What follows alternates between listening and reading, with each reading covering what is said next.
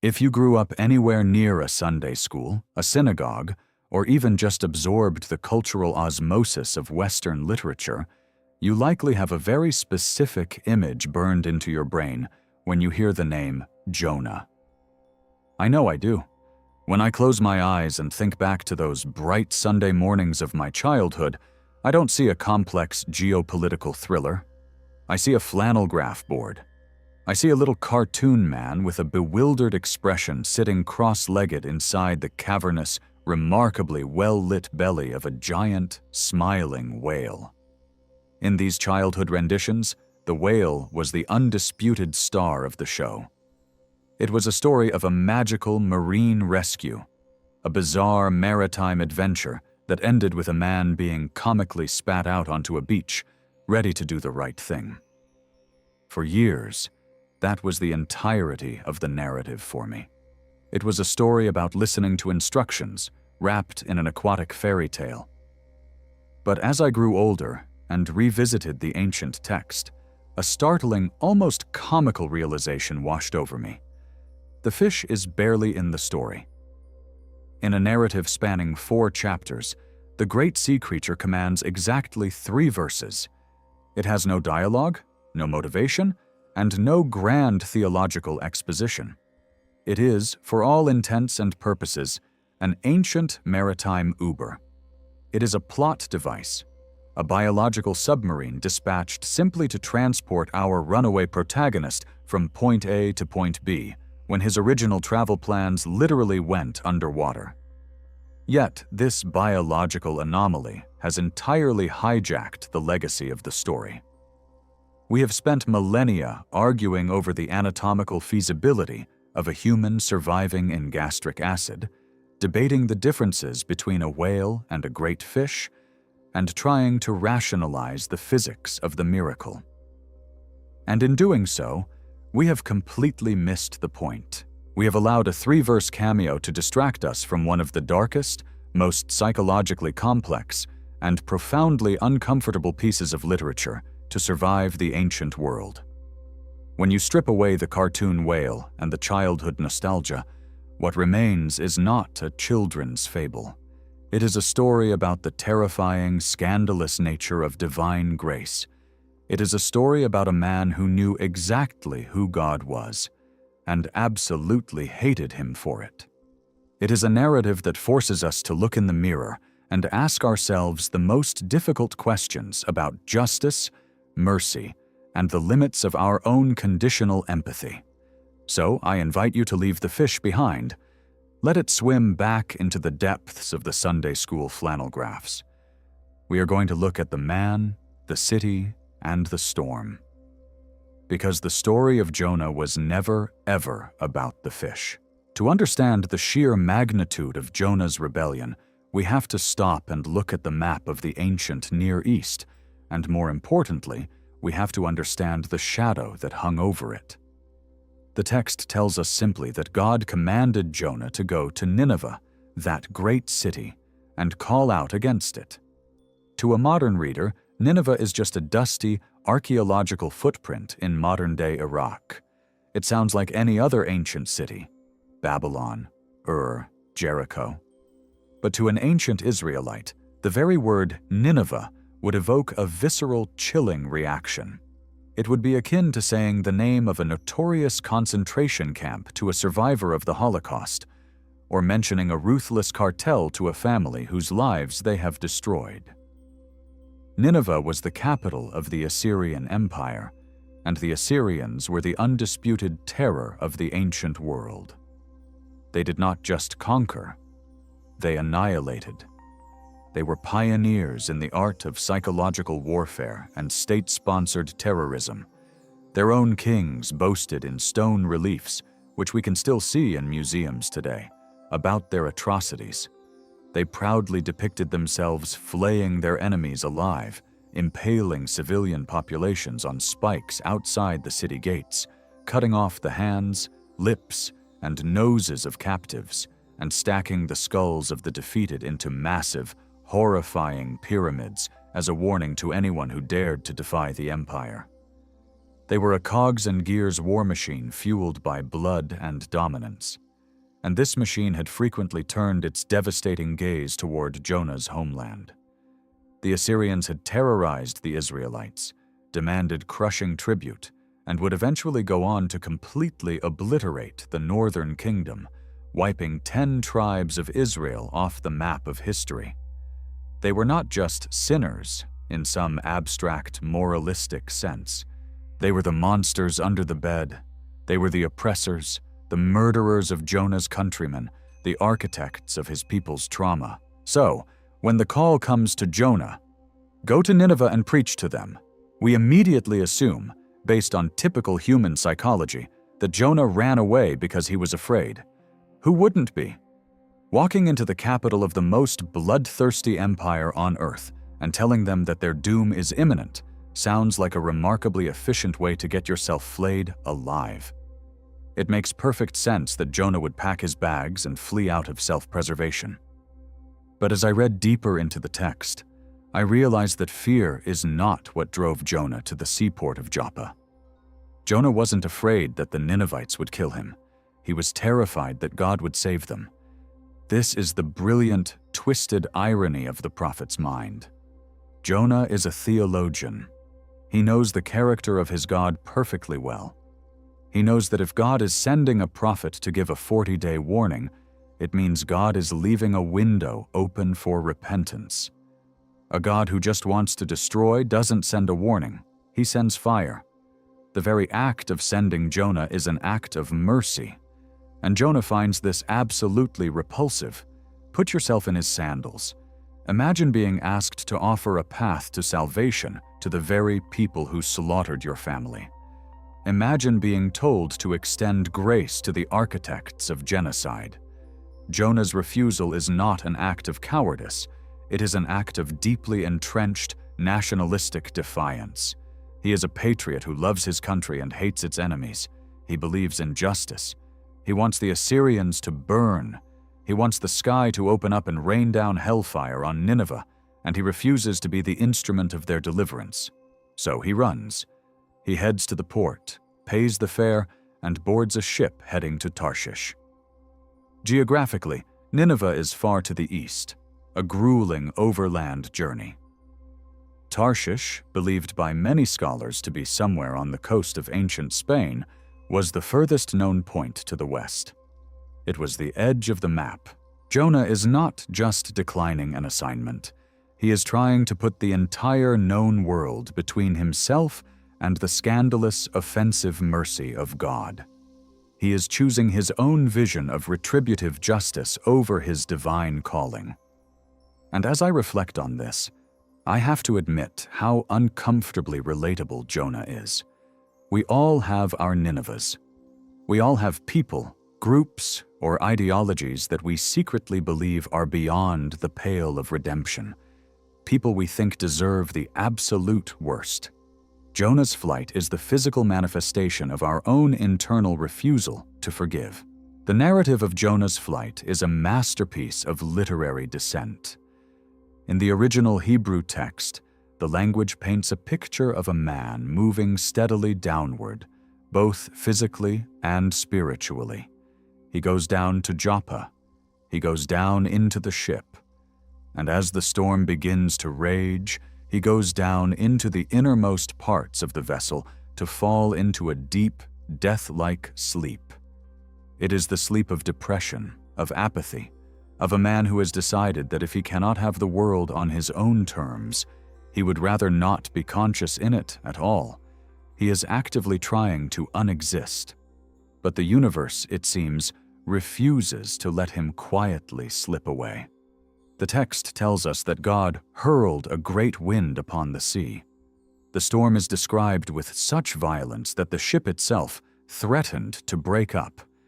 It's as if the wood and pitch of the vessel are groaning in protest, possessing more spiritual awareness than the sleeping prophet in the hold.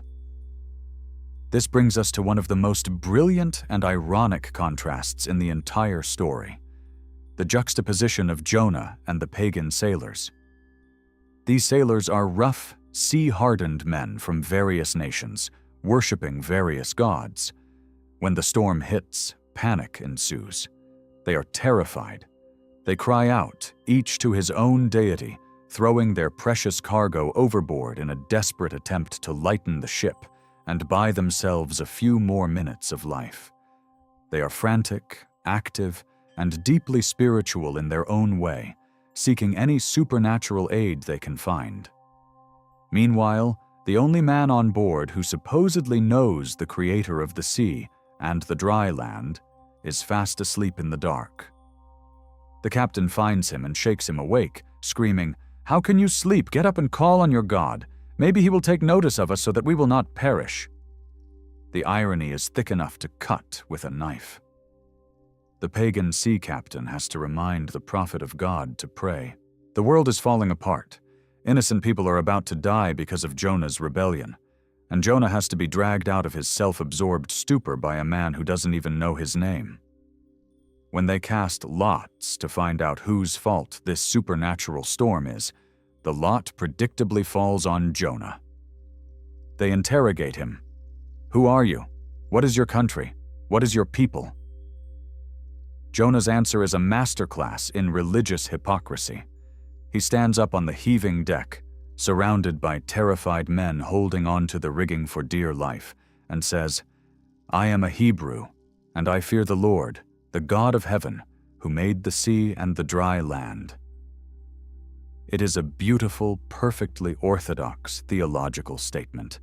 It is also a complete lie in practice. He claims to fear the God who made the sea, while actively trying to sail across that very sea to escape him.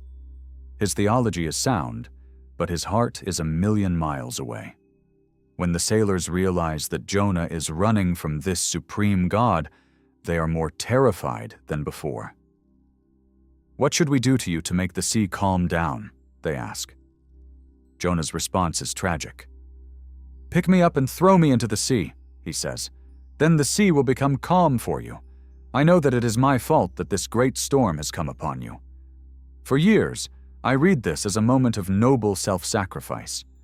I thought Jonah was finally doing the right thing, offering his life to save the crew. But looking closer at the psychology of the man who hates Nineveh, another interpretation emerges, one that is far more chilling. Jonah is not being a martyr. He is choosing suicide over submission. He knows that if he lives, God will likely force him to go to Nineveh. He would rather drown in the freezing, violent depths of the Mediterranean than see his enemies forgiven. His hatred is stronger than his will to live. And here is the most heartbreakingly beautiful part of this chapter. The pagan sailors refuse to do it. These men, who owe Jonah absolutely nothing, who are losing their ship and their cargo because of his stubbornness, try to save him. They grab their oars and row frantically, trying to dig into the waves and force the ship back to land. They value human life more than the so-called man of God does. Only when the sea grows entirely unmanageable, when they are at the absolute brink of capsizing, do they finally, reluctantly pray to Jonah's God for forgiveness and heave the prophet into the raging water. The moment his body hits the surface, the sea falls dead calm. The sailors, awestruck by the sudden, deafening silence of the ocean, drop to their knees, offer sacrifices, and make vows to Yahweh. The pagan sailors are saved and converted. Jonah's mission is surprisingly successful, just not in the way he intended, and entirely in spite of himself. Meanwhile, the prophet sinks into the dark. As the chaotic surface of the Mediterranean fades above him, Jonah descends into the crushing, silent abyss. The text in chapter 2, written as a poetic prayer, gives us a visceral sense of this drowning. He talks about the currents swirling about him, all the breakers and waves sweeping over him. He sinks to the very roots of the mountains. He feels the seaweed wrapping around his head. It is a terrifying depiction of absolute hopelessness. He has hit rock bottom, literally and metaphorically. The bars of the earth are closing in on him forever. It is here, at the threshold of death, that the famous fish finally makes its brief appearance. Now the Lord provided a huge fish to swallow Jonah. Notice the phrasing. The fish is not a monster sent to punish a disobedient prophet. The sea was the punishment. The sea was the consequence of his choices. The fish is salvation. It is a bizarre, deeply uncomfortable, and dark incubator of grace. God sends this creature to scoop up the drowning man, providing a fleshy, acid-soaked lifeboat when all other hope is lost. It is a severe mercy. Sometimes the rescue doesn't look like a luxury cruise liner. Sometimes it looks like being swallowed by the dark, isolating consequences of our own actions, where we are forced to sit in the stillness and face ourselves. Inside the belly of the fish, Jonah has 3 days and 3 nights to think. And he prays. The prayer recorded in the text is a fascinating piece of literature. It is composed almost entirely of snippets from the Psalms. Jonah is a good religious man. Even in the belly of a sea creature, he knows the right liturgy. He knows the right words to say. He cries out in his distress. He acknowledges that God has cast him into the deep, and he promises to look again toward the holy temple. But as I read this prayer closely, a strange realization dawns on me. It is a prayer of thanksgiving for being saved from drowning, yes, but it contains absolutely no confession of sin. Jonah never says, "I was wrong to run." He never says, "I'm sorry for my hatred of the Ninevites." In fact, right in the middle of this prayer for deliverance, he manages to slip in a little jab at other people. Those who cling to worthless idols turn away from God's love for them, but I, with shouts of grateful praise, will sacrifice to you. Even in the digestive tract of a giant fish, Jonah remains remarkably self-righteous. He is still dividing the world into us, the good people who worship the true God, and them, the idolaters. He has hit rock bottom, but his core theology of exclusion hasn't fully shattered yet. He is willing to accept God's grace for himself. He is thrilled that God saved him from drowning, but he is not yet ready to extend that same grace to others. Yet, God accepts this flawed, half-baked prayer. God does not demand absolute theological perfection before he rescues us. He meets Jonah in his mess, in his stubbornness, in his incomplete repentance. The Lord speaks to the fish, and it vomits Jonah out onto dry land. It's a messy, undignified rebirth. He is given a second chance, not because he has fundamentally changed his mind about Nineveh, but because God is relentlessly persistent. The prophet is back on the beach, covered in gastric juices, smelling of seaweed and fish, and the command comes a second time, exactly as it did the first. Get up and go to the great city of Nineveh. So Jonah goes. He has learned the hard way that you cannot outrun the Almighty. So he begrudgingly points his feet east and begins the long trek to the heart of the Assyrian Empire. The text describes Nineveh as an exceedingly great city, taking 3 days to walk across. You can imagine the scene.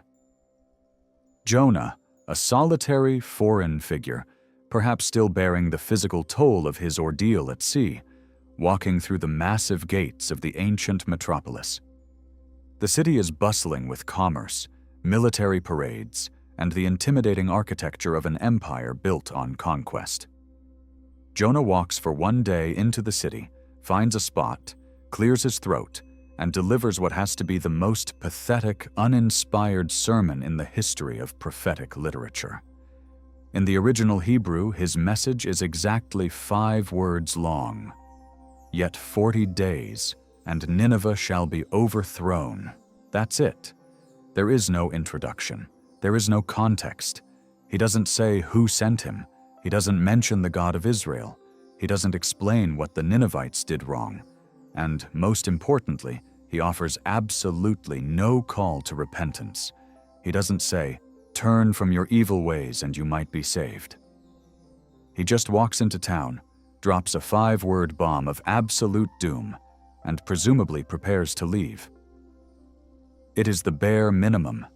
It is malicious compliance. Jonah is doing exactly what he was told. He is calling out against the city, but he is doing it in a way that is designed to fail. He wants them to ignore him. He wants them to mock him or kill him so that God's wrath will finally fall upon them. He is a postman delivering a ticking time bomb, hoping the recipients don't figure out how to defuse it.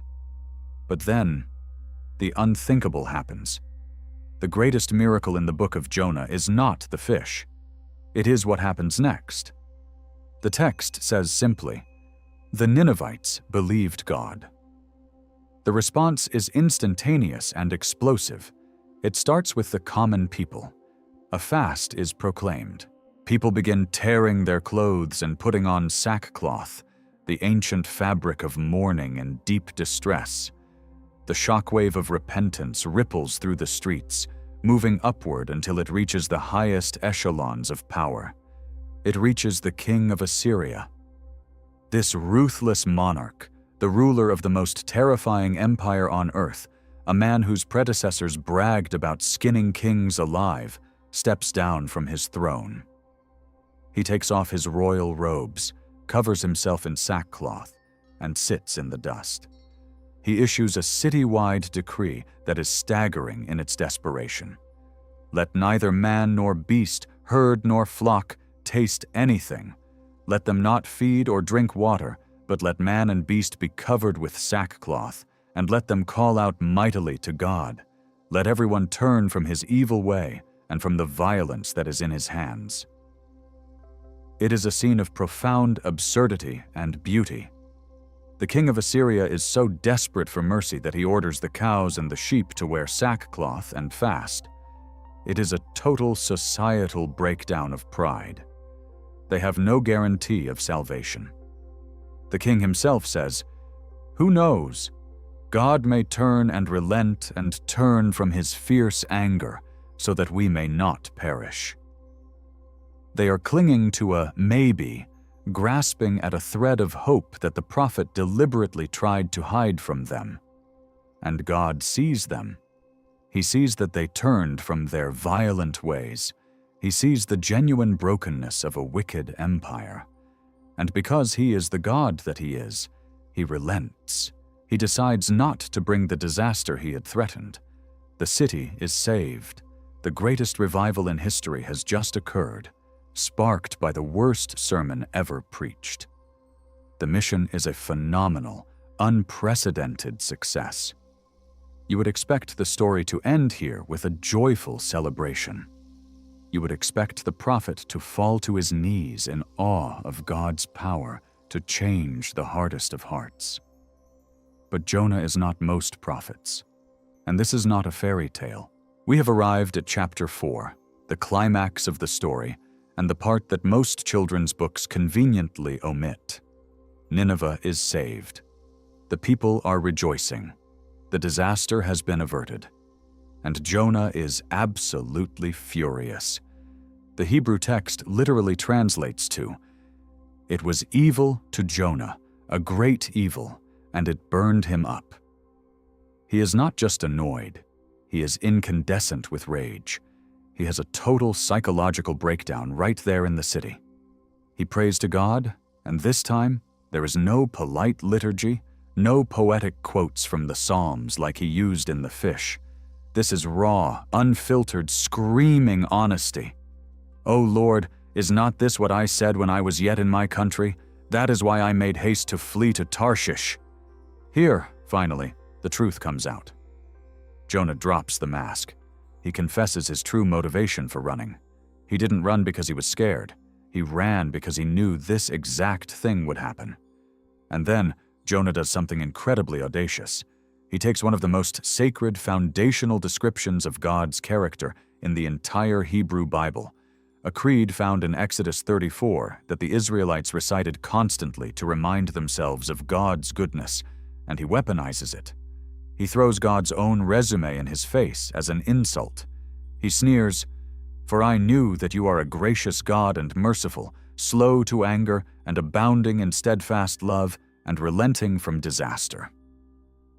Think about the weight of that sentence. Jonah is saying, I knew you were going to be loving. I knew you were going to be kind. I knew you couldn't bring yourself to destroy them. You are a soft, sentimental, overly forgiving God, and I despise it. Jonah's ultimate problem with God is that God is too good. Jonah's sense of justice has been profoundly violated. To Jonah, grace is an injustice. How can God just forgive the Assyrians? What about the blood on their hands? What about the Israelites they tortured? What about the scales of justice? Jonah's anger is the cry of a victim who sees his abuser get a pardon instead of a prison sentence. Underneath his prophetic robes, he is a deeply wounded man who believes that for the universe to be fair, Nineveh must burn. The paradox of Jonah is that he loves God's mercy when it applies to himself. When he was drowning in the ocean, a rebel who deserved to die, he gladly accepted the severe mercy of the fish. He praised God for saving his life. But when that exact same mercy is applied to his enemies, he finds it grotesque. He wants a God who grades on a curve, a God who extends grace to us and pours out wrath on them. His despair is so absolute that he begs God to kill him. Therefore now, O Lord, please take my life from me, for it is better for me to die than to live. He is throwing a cosmic temper tantrum. If God is going to forgive Nineveh, Jonah does not want to live in that kind of universe. God's response to this furious, suicidal outburst is remarkably gentle. He doesn't strike Jonah with lightning. He doesn't yell at him. He simply asks a probing, quiet question. Do you do well to be angry? Is it right for you to be this mad, Jonah? God is holding up a mirror to the prophet's soul, inviting him to examine the dark, rotting roots of his own hatred. God is asking Jonah to step outside of his nationalistic tribalism and look at the world through the eyes of the Creator. But Jonah doesn't answer. He turns his back, walks out of the city, and goes to find a hill where he can sit and watch, secretly hoping that God will change his mind and burn the city down anyway. So we find our prophet sitting on a hill east of the city, baking in the relentless Middle Eastern sun. He builds a small, flimsy shelter, a booth, and sits under it in the shade, arms crossed, pouting. He is waiting for the fire and brimstone that he desperately hopes is still coming. He is holding a grudge against God's grace. Here, God decides to give Jonah one final hands-on object lesson.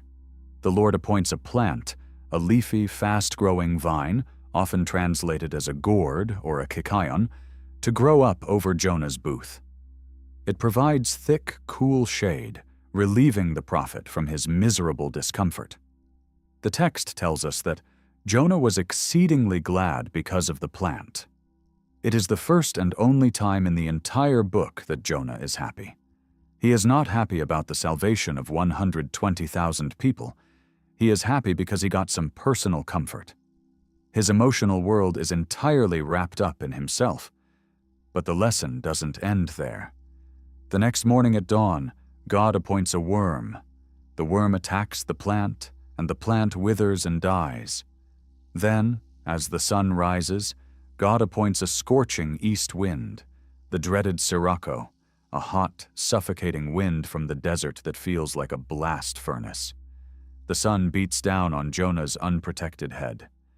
He is miserable, dehydrated, and physically agonizing. Once again, his reaction is explosive. His brief moment of joy evaporates, and his suicidal rage returns. He faints from the heat and begs to die, saying again, "It is better for me to die than to live." God comes to him a second time and asks the exact same question, but this time with a specific focus. Do you do well to be angry for the plant? Jonah, completely unhinged and doubling down on his self-pity, snaps back, "Yes, I do well to be angry, angry enough to die."